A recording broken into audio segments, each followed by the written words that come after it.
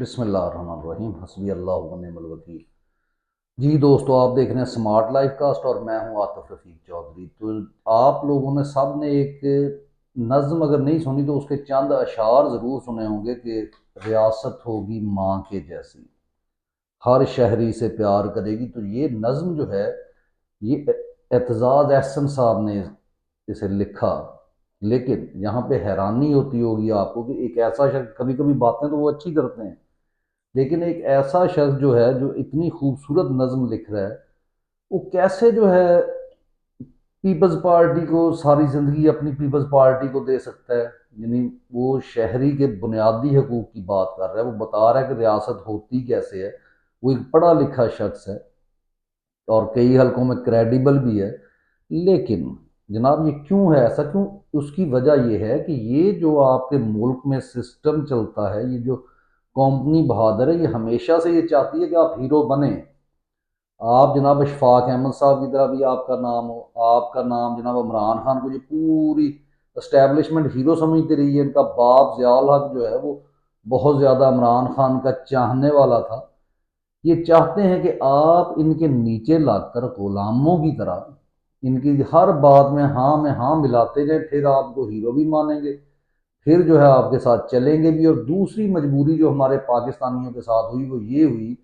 کہ جو بھی لوگ یہاں پہ کام کرتے تھے، کسی نے کبھی جو ہے وہ اصل جو کور ایشو تھا اس کی طرف نظر ہی نہیں دوڑائی کہ اس ملک کا پرابلم کیا، اور اگر نظر دوڑائی تو اس پہ کیا لیں کہ نظر ہٹا لی اپنے چند ایک ذاتی مفاد کے لیے، اور یہ سوچ کر کہ میں اکیلا کون سا اس کا مقابلہ کر پاؤں گا۔ تو لیکن عمران خان، اس کا اگر پرانا آپ ایک انٹرویو دیکھیں تو اس میں اس شخص نے کہا تھا کہ جب اس سے سوال کیا گیا کہ آپ انصاف کی تحریک کے لیے اکیلے ہیں، تو انہوں نے کہا کہ بندہ اکیلا ہی کافی ہوتا ہے، کیونکہ اس کے ذہن میں اس کا رول ماڈل جب نبی پاک صلی اللہ علیہ وسلم کی ذات ہے، اور یہ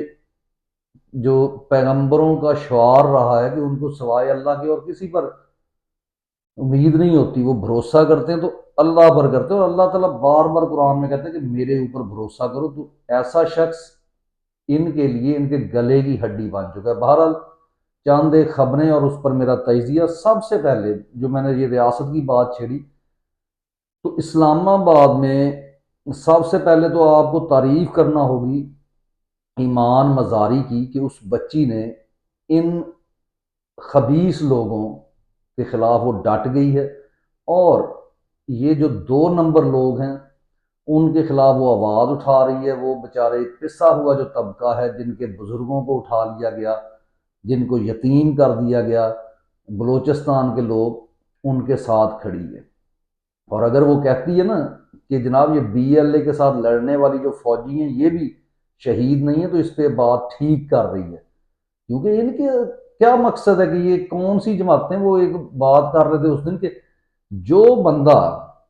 جناب فوج کے خلاف بولتا ہے اس کو دہشت گرد مار دیتے ہیں، تو یہ سوچنے والی بات تو ہے۔ بہرحال میں یہاں پہ بات یہ کر رہا تھا کہ کل بارش ہو رہی تھی اور وہ بیچارے بچے انہوں نے اپنے مسنگ پرسن کی تصویریں اٹھائی ہوئی ہیں، اور ریاست کیا کر رہی ہے، جو اپنے آپ کو ریاست کہتی ہے، وہ یہ کہہ رہی ہے کہ جناب یہاں سے چلے جائیں۔ ان کو دھمکیاں لگا رہے ہیں، یا کہہ رہے ہیں کہ آپ اندر کیمپ نہیں لگانے دیا جا رہا کہ وہ پانی سے بچ جائیں۔ اب آپ کو یاد دلاتا ہوں کہ ایک بار یہ پاکستان جو تھا یہ ریاست بنی تھی،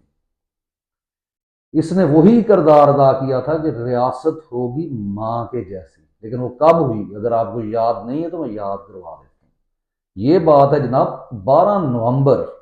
2019، جب مولانا فضل الرحمان صاحب نے یہاں دھرنا دیا تھا اسلام آباد میں، اور یہ دھرنا کس کے خلاف تھا؟ یہ حکومت کے خلاف تھا، یہ عمران خان کی حکومت کے خلاف تھا، انہیں ریزائن کرنے پر مجبور کیا جا رہا تھا۔ تو وہاں بھی بارش ہو گئی تھی، اگر آپ کو یاد نہیں تو ابھی جائیں، ابھی پرانی ویڈیوز نکالیں، چینل کی ویڈیو پڑی ہوں گی کہ جب بارش ہوئی ہے تو وہ بیچارے جو مولوی یا بچے تھے وہ آئے ہوئے تھے احتجاج کرنے کے لیے، تو ریاست نے ان کو سنبھالا تھا، ریاست نے ان کو کھانا پہنچایا تھا، ریاست ان کے لیے گاڑیاں لے کر گئی تھی۔ تو اسے کہتے ہیں ریاست ہوگی ماں کی جیسی۔ تو اس شخص کا قصور یہی ہے کہ اس نے 75 سالہ فرعونوں کے دوروں کے دوران ایک ایسا ٹائم گزار دیا کہ اس نے پوری تاریخ بدل کے رکھ دی۔ اس لیے بنتا ہے کہ یہ بغیرت لوگ اس کو جو ہے وہ جیل میں رکھیں، اس کو سزا دیں۔ ہاں قوم اس کے لیے اٹھنا چاہیے، کیوں اٹھنا چاہیے؟ آپ کو تھوڑا سا اور یاد دلا دوں، اگر بات چلی، کہتے ہیں نا بات نکلی ہے تو پھر دور تلک جائے گی، لوگ بے وجہ اداسی کا سبب پوچھیں گے اور یہ بھی پوچھیں گے۔ تو بہرحال چلیں، یہ تو شاعری ہے۔ پھر کبھی جو پناہ گاہیں تھیں آپ کی، شاید آپ کو یاد ہو کہ پناہ گاہیں بنائی گئی تھیں جہاں پر بڑے بڑے معززین بیچارے جو پیسہ بچانا چاہتے تھے وہ بھی وہاں رہ لیتے تھے جہاں، لیکن اس سے نقصان کیا تھا؟ آپ کی جیبوں پر ڈاکہ ڈالنا ان سرمایہ داروں نے، ٹھیک ہے۔ اور آج وہی پناہ گاہ، یہ جائیں نا لاہور میں جو ہے وہ بیریا ٹاؤن کی طرف جاتے ہوئے جو ایک پناہ گاہ آتی ہے، اس کو دیکھیں جا کے کہ وہی پناہ گاہ جو غریبوں کے لیے بنائی گئی آپریشنل تھی،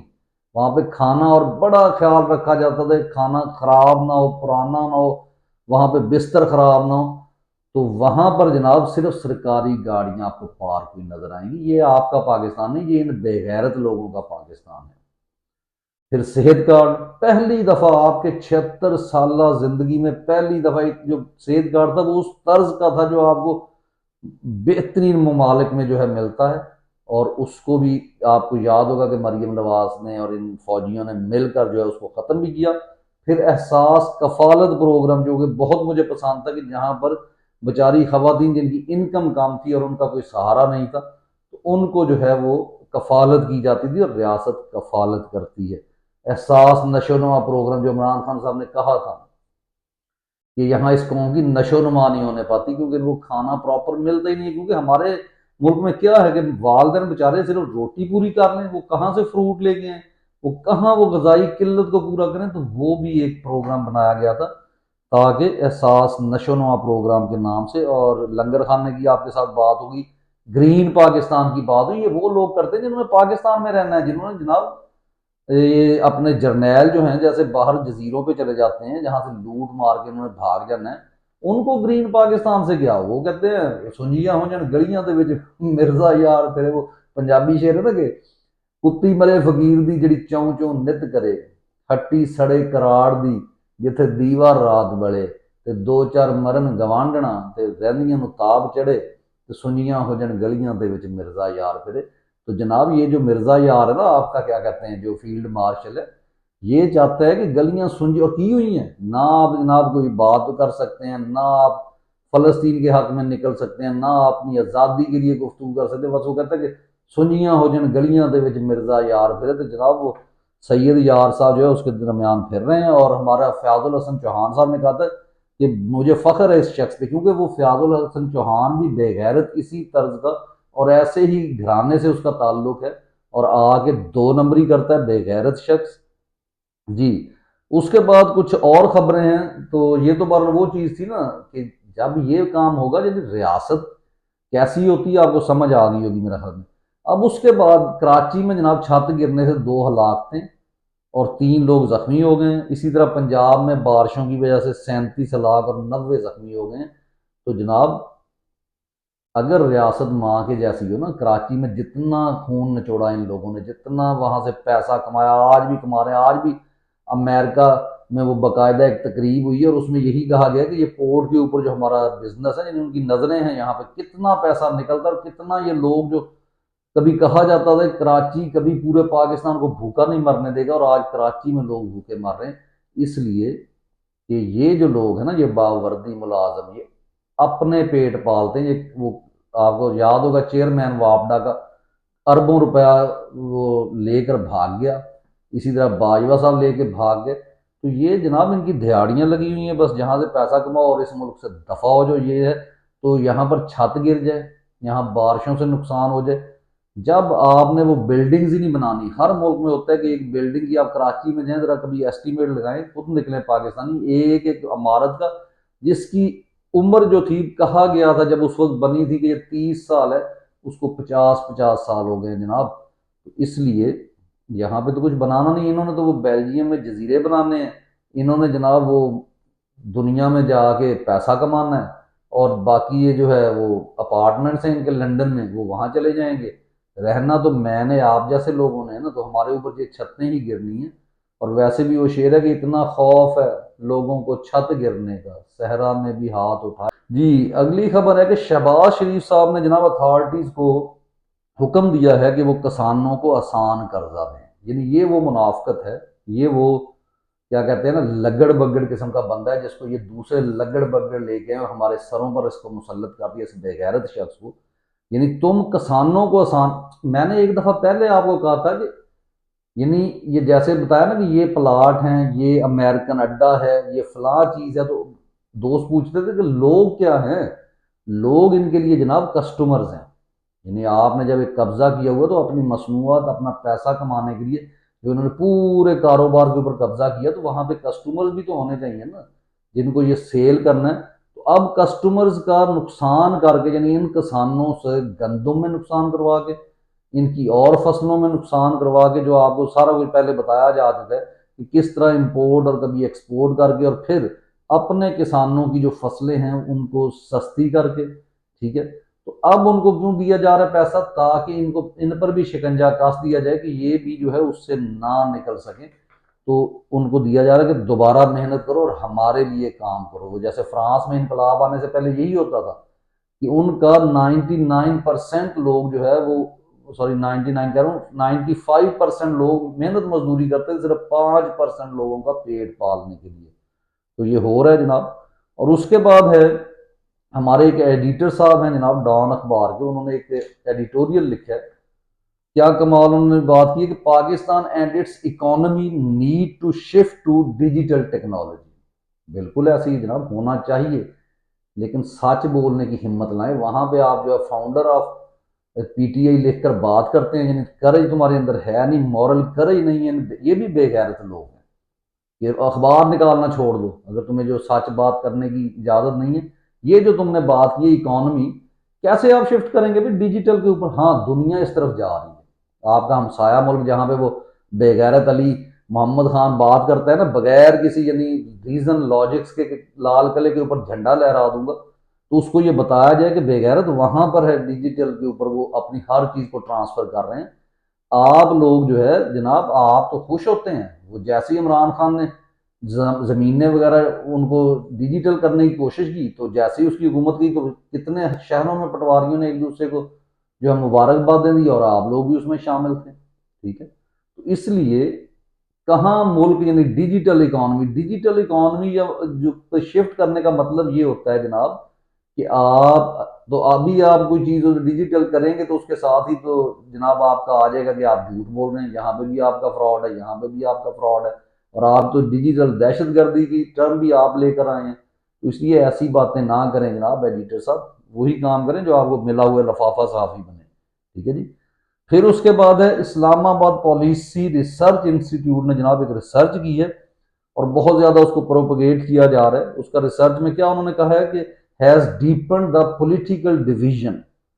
تو یہ اسٹڈی ہے خیر جو ہمارے بچوں نے کی ہے، اس پہ تو تعریف بھی ان کی بنتی ہے، اور لیکن اس کو اور ڈیپن جو ہے اگر آپ نے کہا تو اور ڈیپ جائیں، اس کو دیکھیں کہ پولیٹیکل ڈویژن کیا ہوئی ہے۔ وہاں پہ بتایا گیا کہ پہلے 30 ملین تھے، آپ جو ہے نا وہ ڈراسٹیکلی 60 ملین کے اوپر جو ہے یوزر چلے گئے ہیں، تو یہ تو اچھی بات ہے نا اس کی وجہ، لیکن بہت ساری ہیں وہ ڈیبیٹیبل ہے، میں بات کروں گا۔ اس کی ایک وجہ یہ بھی ہے لوگ کیوں اس کے اوپر آ رہے ہیں سوشل میڈیا کے اوپر، کیونکہ آپ کا مین سٹریم میڈیا جو ہے وہ بک چکا ہے۔ جب آپ نے کوئی سچی خبر نہیں نا دینی تو لوگ اس کو دیکھنا بھی پسند نہیں کرتے۔ مجھے جیو چینل دیکھے ہوئے آئی تھنک 2018 سے بھی میں نے پہلے کبھی دیکھا ہوگا، جب وہ ایک خان صاحب نے کہا تھا اس کا بائی کاٹ کرو، اس کے بعد نہیں دیکھا، ٹھیک ہے۔ اور چینل کو دیکھتا کون ہے؟ جب آپ وہاں بیٹھے جھوٹ پھیلا رہے ہیں، آپ کا سیاستدان وہاں جھوٹ بول رہا ہے، آپ کے صحافی جھوٹ بول رہے ہیں، اب تک کہ آپ کا اداکار بھی جھوٹ بول رہا ہے، اور اب تو آپ کے کریکٹرز بھی جھوٹ بولتے ہیں، جس کی مثال شاہد افریدی اور شعیب اختر ہے۔ تو یہ بچوں کو جو بتایا گیا ہے، یہ بچوں کے لیے میں کلیئر کر دوں کہ یہ ریسرچ آپ نے کی ہے، یہ ڈویژن جو پولیٹیکل ہے یہ ان کو پسند نہیں ہے۔ حالانکہ ڈویژن تو آلریڈی پہلے تھی، ایک باری تم لو، ایک میں لوں، ایک یہ۔ اب ڈویژن یہ ہوئی ہے کہ قوم نے ان سارے لگڑ بگڑ اٹھا کے ایک سائڈ پہ پھینک دیا، اور ان کے ابا جان یہ جو ریاست اپنے آپ کو کہتے ہیں ان کو بھی ٹھوک دیا۔ پہلے یہ جہاں کھڑے ہو جاتے تھے پاکستان میں، یہی ایک نیریٹو تھا کہ جو چاہتی ہے جناب یہ ریاست کی اسٹیبلشمنٹ جو چاہتی ہے یہ کر لیتی ہے، ان کے بغیر نہ کوئی سیاستدان وہ آ سکتا ہے۔ لیکن پہلی دفعہ لوگوں نے بتا دیا کہ تم جو ہے کعبے کی چھتوں سے لٹک جاؤ، ہم پھر بھی تمہارے خلاف ہیں، تم جو مرضی تم پاکستان کو شیشے کا بنا دو، تب بھی یہ لوگ تمہارے خلاف ہیں، ٹھیک ہے؟ تو یہاں پر ہوا کیا ہے کہ جو میں ہمیشہ کہتا ہوں کہ پولرائزیشن ضروری ہے، یہ ڈویژن ضروری تھی، کیونکہ آپ نے ایک طرف کھڑے ہونا ہے حق کے ساتھ اور دوسروں نے دوسری طرف کھڑے ہونا، تو ڈویژن تو آپ صحیح ہوئی ہے۔ اگر آپ سچے لوگ ہو نا، یہ جو ملٹری اسٹیبلشمنٹ ہے، تو اس نے وہ تمام گندے لوگ جن کو آپ کہتے تھے کہ نہیں ہم تو نہیں لاتے یہ لے کے آتے، وہ آپ لے کے آتے تھے زرداری جیسے لوگوں کو، ان کو اٹھا کے لوگوں نے ایک ڈسٹ بن میں پھینک دیا، ٹھیک ہے؟ تو یہ پولیٹیکل ڈویژن ہے۔ اب ہر بندہ آپ کی جو ہے پالیٹکس میں حصہ لے رہا ہے۔ آج قائد کا خواب پورا ہو گیا، اور قائد کا قتل کا بدلہ نہیں لیا جائے گا، فاطمہ جناح کے قتل کا بدلہ نہیں لیا جائے گا، یہ جو اس میں انوالو تھا اس سے لیا جائے گا، اور ان کی اگلی جو نسلیں ہیں ان سے بھی ہر ایک بدلہ لیا جائے گا۔ تو بہرحال اجازت دیجیے، اللہ حافظ، پاکستان زندہ باد۔